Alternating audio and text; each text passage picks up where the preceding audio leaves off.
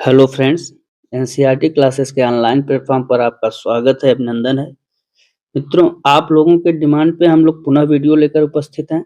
साथियों, आपको बता दें कि ये जो फिगर ऑफ स्पीच का क्वेश्चन होता है वो डायरेक्ट ही पूछा जाता है, घुमा फिरा कर नहीं पूछा जाता है। तो यहाँ पर जो भी प्रश्न आपको बताए जा रहे हैं वो आपके पेपर में आए हुए प्रश्न हैं या संभावना रखते हैं आने की। तो इससे निश्चिंत रहें कि क्या इससे कठिन प्रश्न आएगा, इससे कठिन प्रश्न नहीं आएगा। बस आपको मेथड पता होना चाहिए किस ढंग से हम किस फिगर ऑफ स्पीच को पहचान पा रहे हैं। चलिए शुरू करते हैं अपने पहले प्रश्न से। आज का जो पहला प्रश्न है कह रहा है blue as the wing of halcyon wild. Halcyon wild आपका एक प्रकार का पक्षी है, उसके विंग्स जो ब्लू एज द विंग्स है उसके विंग्स क्या करा जा रहा है, कंपैरिजन। कंपैरिजन हमने कैसे पहचान लिया कि कंपैरिजन किया जा रहा है, यहाँ पर देखिए एज वर्ड आया हुआ है। ये एज क्या है, तुलनात्मक शब्द है। तो इससे हमें क्या पता चलता है कौन सा फिगर ऑफ स्पीच होगा। First option is the right answer, simile is the right answer. इस ढंग से आपको सब प्रश्नों को पढ़ना है और पढ़ के अपने फिगर ऑफ स्पीच को पहचानना है। कौन सा, simile is the right answer. Next question क्या कर रहा है, identify the figure of speech in the following line. O Christ. अब देखिए, ओ क्रिस्ट, क्रिस्ट भगवान है। अब यहाँ पर देखिए तुरंत अपॉस्ट्रोफी का क्या लग गया, साइन। अगर अपॉस्ट्रोफी होगा तो वहां आपको क्या क्या पहचानना होगा, या तो ये साइन रहेगा। अगर मान लीजिए ये साइन न रहे तो किसी भी ऐसे व्यक्ति को पुकारा जाए जिसके अंतर्गत क्या रहे, या तो वो भगवान रहेगा। कुल मिला के वो निर्जीव कंडीशन की जो वस्तुएं होंगी उनको पुकारा जाए ओ से, तो वहां पे अब वो भगवान भी हो सकते हैं या फिजिकल रूप में मौजूद ना हो कोई भी व्यक्ति, तो वो हो सकते हैं। तो इसका उत्तर क्या होगा, इसका उत्तर होगा आपका apostrophe. C option is the right answer. अब देखिए आपको ट्रिक के माध्यम से ही पहचानना है। नेक्स्ट क्वेश्चन, नेक्स्ट कह रहा है identify the figure of speech in the following line. O grave. अब यहाँ पर देखिए साइन, पहली चीज साइन किसका है, अपॉस्ट्रोफी का साइन है। अब देखिए कि क्या ये चीज मौजूद है या नहीं, तो आप देख रहे हैं मौजूद नहीं है ये। वेयर इज थाई विक्ट्री, मतलब ये आपका मौजूद कंडीशन में नहीं है वो, तो ये क्या हो जाएगा आपका, कौन सा, apostrophe. B option is the right answer. समझ में आ रहा है कि नहीं, ऐसे ही प्रश्नों को हल करना होता है। नेक्स्ट क्वेश्चन क्या कर रहा है, the figure of speech in which words are use in a such way that their intended meaning is different. अब यहाँ पर देखिए meaning is different from actual meaning. Meaning is different from actual meaning का मतलब क्या हुआ, यहाँ पर कहा कुछ और जा रहा है और उसका जो एक्चुअल मीनिंग अपोजिट बता रहा है। तो क्या हो जाएगा, जब अपोजिट कंडीशन होती है तो वहां पर कौन सा हो जाता है, meaning is different from actual meaning. जो आपका एक्चुअल मीनिंग है उससे डिफरेंट है मीनिंग, तो ऐसे कंडीशन में हम लोग कौन सा लगाते हैं, आयरनी का ये परिभाषा है। D option is the right answer.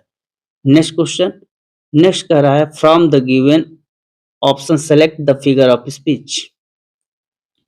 अब यहाँ पर दे रखा है यूज इन द एक्सप्रेशन। अब यहाँ पर क्वेश्चन देखिए, Tom and Jerry share a love hate. अब देखिए यहाँ पर ये जो लिखा हुआ है लव हेट, अपोजिट है ना, रिलेशनशिप, एक दूसरे के अपोजिट हुए, एक दूसरे के अपोजिट हैं और एक साथ आए हुए हैं शब्द, दोनों शब्द एक दूसरे के अपोजिट हैं और एक साथ आए हुए हैं।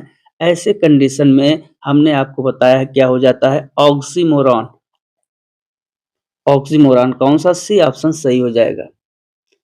जब दो शब्द एक दूसरे के अपोजिट हों और सेंटेंस में एक साथ आए हों तो वहां पर क्या हो जाएगा, ऑक्सीमोरॉन। अब यहाँ लव हेट एक दूसरे के अपोजिट हैं लेकिन एक साथ आए हुए हैं, इसलिए क्या होता है यहाँ पे ऑक्सीमोरॉन। तो समझ में आ गया कौन सा, सी ऑप्शन आपका सही हो जाएगा। नेक्स्ट क्वेश्चन, नेक्स्ट कह रहा है from the given option select the figure of speech. अब यहाँ पर देखिए all the world is a stage, all the world is a state. Option क्या दे रखा है, ऑप्शन दे रखा है पर्सोनिफिकेशन का, सिमिली का, इलिट्रेशन का और मेटाफर का। तो यहाँ पर कौन सा हो जाएगा, all the world in stage, is a stage. इसका मतलब पूरी दुनिया की तुलना किसके साथ करी जा रही है? स्टेज से की गई है।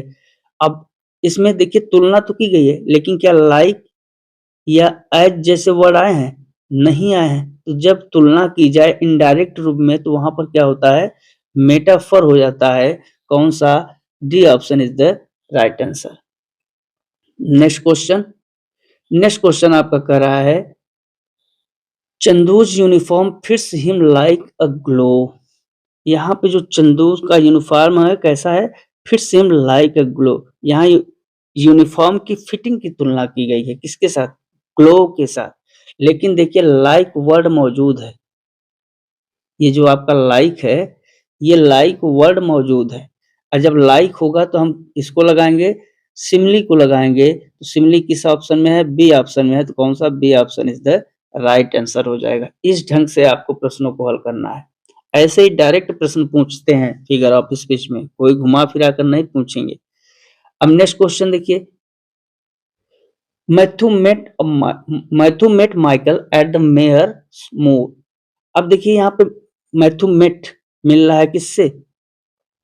माइकल से मिल रहा है। अब देखिए एम की जो साउंड है कितनी बार रिपीटेड एम आ रहे हैं, मतलब एम साउंड रिपीटेड में है। तो जब रिपीटेड कोई साउंड आता है तो क्या होता है? एलिट्रेशन होता है। सवाल को लगाने में कोई दिक्कत हो रही है? प्रश्नों को इसी ढंग से हल करना है। अब यहाँ जब रिपीट हो रहा है एम एम एम, देखिए मैथ्यू में भी, मेट में भी, माइकल में भी, मेयर्स और मोर में भी, सब में एम साउंड क्या हो रहा है? रिपीट हो रहा है। तो वहां क्या हो जाएगा? एलिट्रेशन हो जाएगा। Next question. नेक्स्ट क्वेश्चन आपका क्या कह रहा है? All hands at work the royal work grows warm. मतलब जो हैंड्स हैं, ऑल हैंड्स। अब यहाँ पर देखिए हैंड्स, हैंड्स जो है हाथ। अब ये वर्क कर रहा है कैसे? हाथ पूरे वर्कर्स की तरह हो, मतलब लोगों की तरह, रॉयल वर्क मतलब लोगों की तरह ये वर्क कर रहा है। तो जब किसी हिस्से का कोई पार्ट का नाम लेकर पूरी होल की बात की जाए, ये चीज ध्यान दीजिएगा। अब देखिए हैंड्स बॉडी का एक पार्ट है, बॉडी का क्या है? पार्ट है। लेकिन ये पूरे हिस्से का, पूरे हिस्से एक पार्ट है, पूरे चीज होल की बात कर रहा है। और जब होल की बात करेगा तो यहाँ पर क्या हो जाएगा? ऐसे कंडीशन में आपका होता है सिनकेडेकी, मतलब कौन सा? अब इसमें सी ऑप्शन है सिनकेडेकी। कौन सा? C option is the right answer. Synecdoche हो जाएगा आपका C option.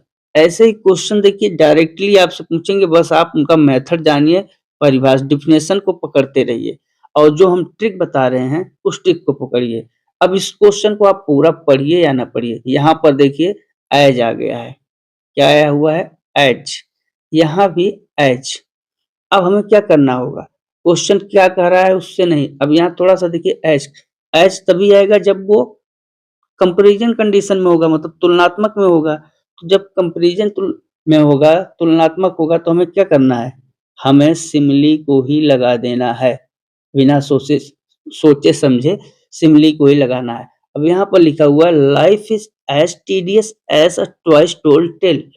As comparison condition में है क्योंकि यहाँ बार बार क्या कर रहा है? एज और फिर डैश डैश डैश एज। इसके लिए कंपैरिजन के लिए। तो हम क्या करेंगे? इसको A option is the right answer, simile. Next question. Next question क्या है? नेक्स्ट क्वेश्चन कह रहा है death lays his icy hands on kings.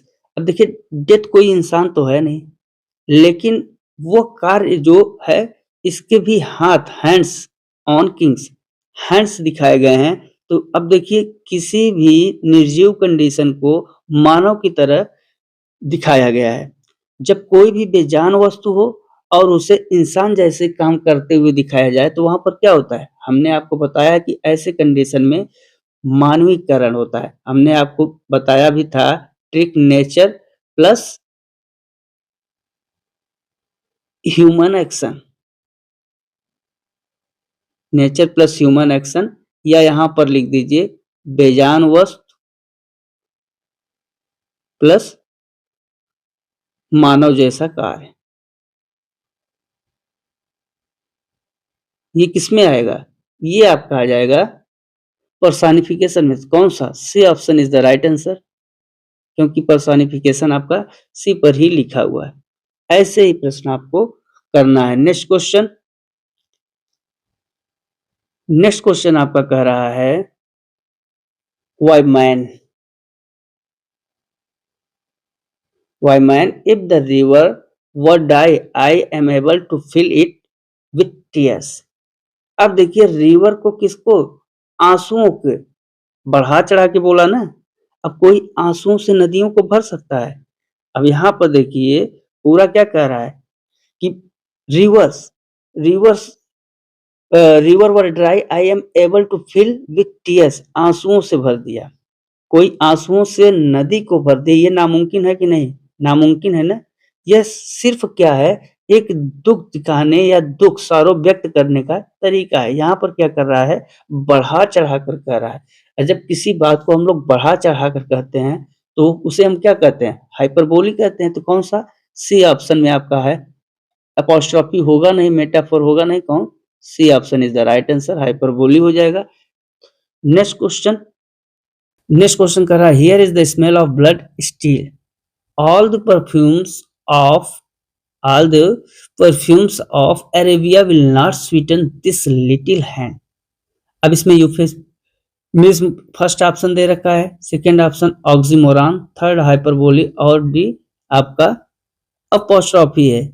अब इसमें हमको समझना है कि क्या कर रहा है। अब यहाँ पर देखिए कि परफ्यूम को क्या कर रहा है कि कितना भी आप परफ्यूम लगा लो फिर भी जो ब्लड है, ब्लड की बू नहीं जाएगी, मतलब स्मेल नहीं जाएगी ब्लड की। तो अब यहाँ पर देखिए ये क्या है, बढ़ा चढ़ाकर कंडीशन में है ना।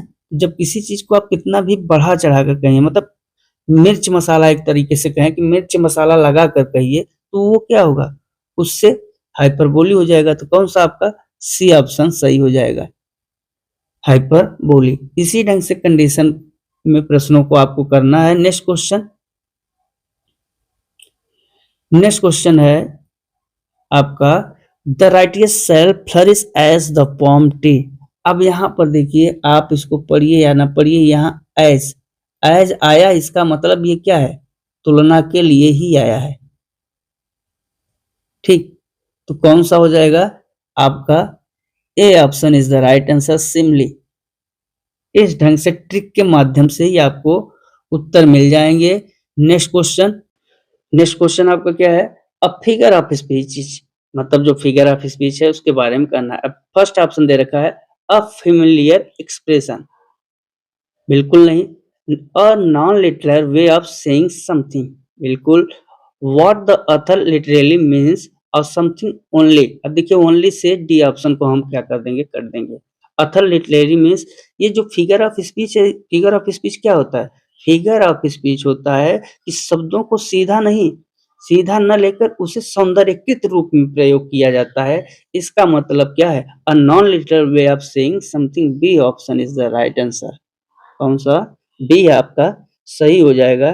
तो मित्रों ये प्रश्न थे फिगर ऑफ स्पीच के, आप लोगों के डिमांड पे हम लोग लेकर उपस्थित हुए। ये आप लोग घबराइए मत कि क्वेश्चन इससे हार्ड आएंगे, हार्ड नहीं आएंगे। ये फिगर ऑफ स्पीच में डायरेक्टली क्वेश्चन पूछे जाते हैं।